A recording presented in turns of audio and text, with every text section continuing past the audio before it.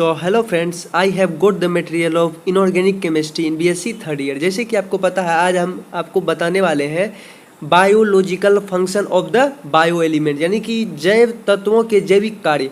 यहाँ पे देखो, Hindi medium and English medium वाले के लिए मैं अलग से, हिंदी मीडियम वाले के लिए मैं हिंदी में भी समझा रहा हूँ, जो कि आपको टेलीग्राम एंड व्हाट्सअप के ग्रुप में आपको पीडीएफ लिंक और नोट्स मिल जाएगा। वहाँ पे जाके आप नोट्स ले सकते हो।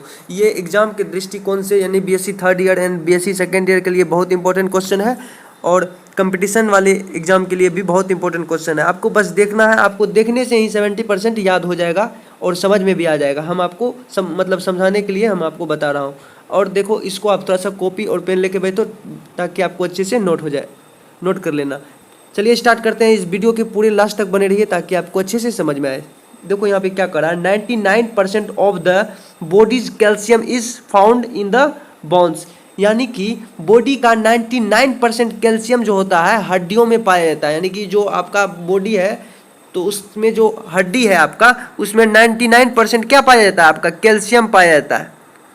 कैल्शियम का फॉर्मूला जैसे आपको पता है, उसी तरह अब आगे समझते हैं। Some of it is found in liquid form which is also important for blood coagulation. अब यहाँ पे देखो क्या करा है, इसकी कुछ मात्रा लिक्विड के रूप में पाया जाता है। ये जो आपका कैल्शियम था, अभी हम टॉपिक क्या है हमारा, कैल्शियम।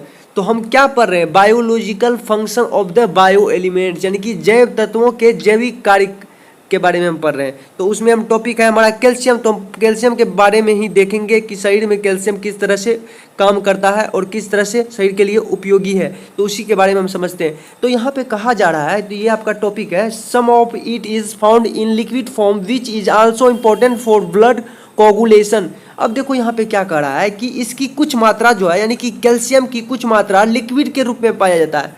यहाँ पे देखो, इसकी कुछ मात्रा जो कैल्शियम की किस में पाया जाता है, लिक्विड के रूप में पाया जाता है, यानी एल यानी लिक्विड के रूप में पाया जाता है। अब देखो, ब्लड कोगुलेशन यानी कि स्कंदन के लिए भी महत्वपूर्ण, और ब्लड कोगुलेशन यानी इस ये स्कंदन के लिए भी बहुत महत्वपूर्ण है। कौन, कैल्शियम, जैसे कि आपको पता है, उसी के बारे में हम बात कर रहे हैं। इतना आपको समझ में आ गया होगा, उम्मीद है। चलिए अब आगे समझते हैं। It is also important for stimulating the hand muscles and softness. Softness, यहाँ पे सॉफ्टनेस लिखा है ताकि आपको समझ में आए। अब थोड़ा सा आपको सुन के भी लिख लेना है, जहाँ पे आपको प्रॉब्लम हो समझने में। यहाँ पे मैं बता रहा हूँ कि यहाँ पे सॉफ्टनेस लिखा हुआ है। अब देखो यहाँ पे आगे समझते हैं, यानी कि कैल्शियम के बारे में यहाँ पे कहा जा रहा है कि ये जो कैल्शियम है, हार्ट मसल्स क्या, कि जो आपका हार्ट यानी कि छाती जो है, उसमें जो मसल्स पाया जाता है, छाती का मसल्स में, तो उसी के बारे में बात करें। हार्ट मसल्स तथा नर्व मतलब कि समझ लो, नर्व के उत्तेजन के लिए भी महत्वपूर्ण है, यानी कि ब्रेन के लिए भी बहुत ज़्यादा उपयोगी पाया गया है कैल्शियम। इतना आपको पता चल गया। हार्ट मसल्स एंड नर्व के उत्तेजन के लिए भी महत्वपूर्ण है, ये आप नोट कर लीजिए। और इसका हिंदी एंड इंग्लिश में पीडीएफ नोट्स आपको टेलीग्राम में मिल जाएगा। इसमें आपको टेलीग्राम का नंबर दे दिया जाएगा एंड व्हाट्सअप का नंबर दे दिया जाएगा। वहाँ पे ग्रुप में आप ज्वाइन हो जाना, वहाँ पे आपको प्रॉपर तरीके से नोट्स मिलता रहेगा। चलिए अब आगे समझते हैं। आगे आपका एक टॉपिक और बच गया है, यहाँ पे देखो। It is also important for the release of hormones. अब यहाँ क्या करा, यह हार्मोन के विसर्जन के लिए भी महत्वपूर्ण है। कौन, तो कैल्शियम। तो कैल्शियम के बारे में ही पढ़ रहे थे, तो कैल्शियम का एक टॉपिक छूट गया था जो हमने यहाँ पे लिख दिया है। यहाँ पे देख लो, ये यानी कि कह रहा है कि यह जो है कैल्शियम जो है हार्मोन्स के विसर्जन के लिए भी महत्वपूर्ण है। हार्मोन के विसर्जन के लिए भी महत्वपूर्ण है, इसको भी आप नोट कर लेना। अब मैं जो बोलता हूँ आप उसको मन में विजुअलाइज करो, ताकि आप इमेजिन करो मन में कि वो ऐसा रियल में हो रहा है। फिगर बनाओ अपने पीछे ब्रेन में। इतना समझ में आ गया। अब आगे समझते हैं, आयोडीन के बारे में समझते हैं। आयोडीन के बारे में, iodine has a very important role in our body. अब देखो क्या कर रहा है यहाँ पे, हमारे बॉडी में आयोडीन का अत्यंत इंपॉर्टेंट है। आप नमक खाते होंगे, उसमें आयोडीन पाया जाता है। अगर आयोडीन नहीं पाया जाएगा तो इंसान को घेगा नमक रोग डिजीज हो जाता था, जिस कारण से साइंटिस्ट ने नमक में आयोडीन मिलाया, जिस कारण से घेगा रोग नहीं होता। इतना आपको पता चल गया। हमारे शरीर के लिए आयोडीन बहुत उपयोगी होता है, इतना आपको पता चल गया। अब आगे समझते हैं। Iodine deficiency causes goitre. अब देखो यहाँ पे उसी के बारे में कर रहे हैं कि आयोडीन की कमी से हमें कौन सा रोग होता है, तो घेंघा रोग होता है। क्लियर, इतना आपको पता चल गया। अब आगे देखो यहाँ पे helps in the proper functioning of the thyroid gland. अब यहाँ पे क्या कह रहा है, थायराइड ग्लैंड के ठीक से कार्य करने में हेल्प करते हैं कौन, तो आयोडीन। तो आयोडीन के बारे में हम बात कर रहे हैं, तो फिर से सुन लो एक बार। थायराइड ग्लैंड का आप नाम सुना होगा कि थायराइड ग्लैंड के ठीक से कार्य करने में कौन सा एलिमेंट हेल्प करता है, तो आयोडीन। आयोडीन हेल्प करता है, इतना आपको पता चल गया। अब आगे समझो, आगे का टॉपिक आपका रह गया सोडियम। अब देखिए सोडियम हमारे बॉडी में क्या क्या उपयोगी है, किसके लिए उपयोगी है, चलिए समझते हैं। अब sodium is an essential element for our body found in the cells as a liquid. अब यहाँ पे देखो क्या कर रहा है, जो आपका सोडियम है, हमने कैल्शियम पढ़ा, उसके बाद आयोडीन पढ़ा, उसके बाद सोडियम पढ़ रहा है।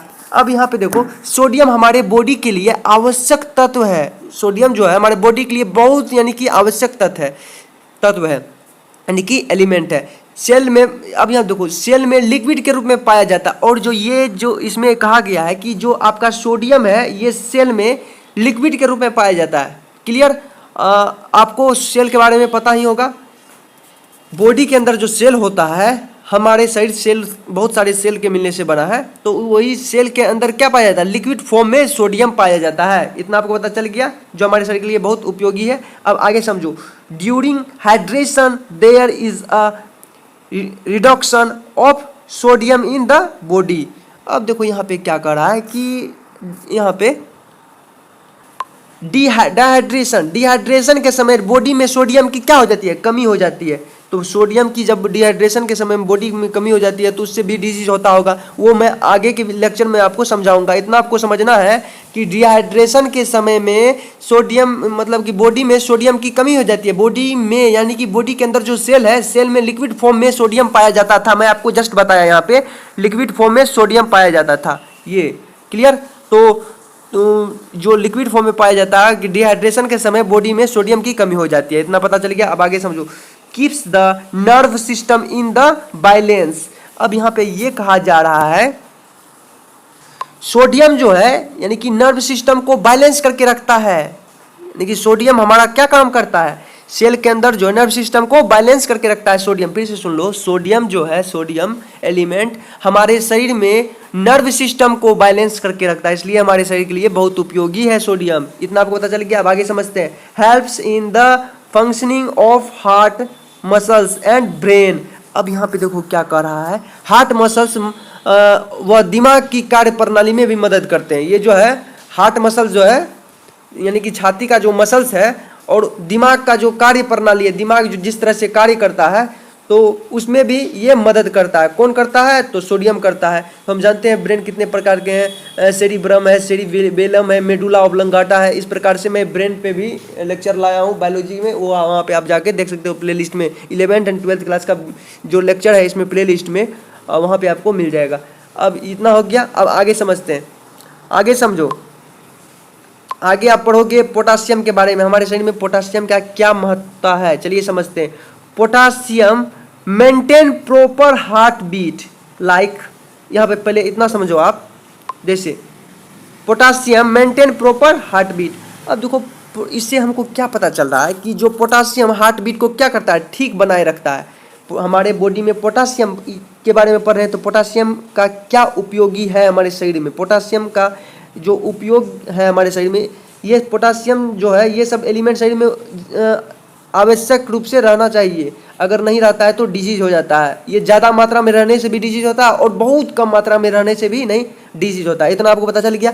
Potassium maintain proper heart beat, और जो पोटासियम है ये हमारे शरीर के लिए बहुत बहुत ज़्यादा उपयोगी। अगर नहीं होगा तो ये ठीक तरीका से हमारे शरीर का हार्ट बीट जो है यानी धड़कन जो है ठीक तरीके से मेंटेन नहीं हो पाएगा। हमारा धड़कन यानी दिल जो धड़कता है 1 मिनट में 72 बार धड़कता है, उस तरीके से नहीं धड़क पाएगा, जिस कारण से इंसान की मौत हो जा सकता है। तो उस मौत होने की संभावना होता है या हार्ट अटैक होने की संभावना होता है। इस प्रकार से डिजीज होती है। मैं आगे के लेक्चर में ये सब समझाऊंगा जैसे आपको बता चुका हूँ। अब आगे समझते हैं। Like sodium it is also found in the form of liquid in the cell। अब यहाँ पे क्या कर रहा है, सोडियम के समान यह भी सेल में लिक्विड के रूप में पाया जाता है। यहाँ पे कहा जा रहा है कि जिस प्रकार से हमारे ब्लड है, ब्लड के अंदर जो सेल है, सेल में सोडियम लिक्विड फॉर्म में पाया जाता था, लिक्विड फॉर्म में सोडियम, लेकिन ये पोटासियम जो है, ये पोटासियम यानी पी जो है, ये भी सेल के अंदर लिक्विड फॉर्म में पाया जाएगा। कौन सा फॉर्म में? लिक्विड फॉर्म में। से ये पता चला पोटासियम एंड सोडियम ये दोनों हमारे सेल में लिक्विड फॉर्म में पाया जाता था, ये भी पाया जाएगा लिक्विड फॉर्म में। इतना पता चल गया आपको। अब आगे समझते हैं। Helps in the process of metabolism, यानी कि मेटाबॉलिज्म की क्रिया में हेल्प करते हैं। क्या? मेटाबॉलिज्म की क्रिया में ये हेल्प करते हैं।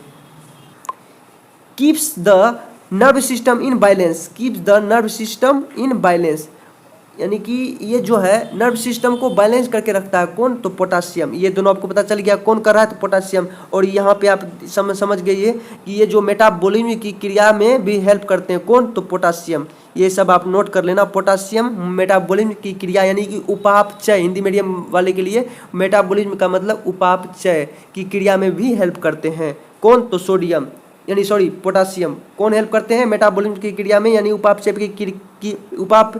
की क्रिया में? तो पोटासियम यानी कि पी करते हैं। क्लियर? तो पोटासियम इस तरह से होगा। और पोटासियम का सिंबल क्या होगा? जैसे आपको पता है पोटासियम का सिंबल के से होता है। किस चीज से? के से होता है। यहाँ पे हमने के लिख दिया, के समझ लेना। उसी प्रकार से ये आपको पता चल गया कि नर्व सिस्टम को बैलेंस करके रखता है। कौन? तो पोटासियम। ये इसका सिंबल होता है के। एक लैटिन नेम है जिससे कैलियम से आया है ये। चलिए इतना दूर तक ही आज का वीडियो रहेगा। कल मैं आपको बताऊंगा आयरन के बारे में और मैग्नीज के बारे में। इससे रिलेटेड कुछ लेक्चर नेक्स्ट वीडियो में आएगा ताकि आज का वीडियो लंबा ना हो। अगर ये वीडियो आपको समझ में आया हो तो लाइक करें, शेयर करें, सब्सक्राइब करें ताकि अगली वीडियो का नोटिफिकेशन आपके मोबाइल में जल्द से जल्द आए। बीएससी थर्ड ईयर के स्टूडेंट के लिए बहुत इंपॉर्टेंट टॉपिक है एंड कंपटीशन वाले के लिए बहुत इंपॉर्टेंट है। ये आप इसको नोट कर लेना। थैंक यू, धन्यवाद, जय हिंद। फिर मिलेंगे नेक्स्ट वीडियो में।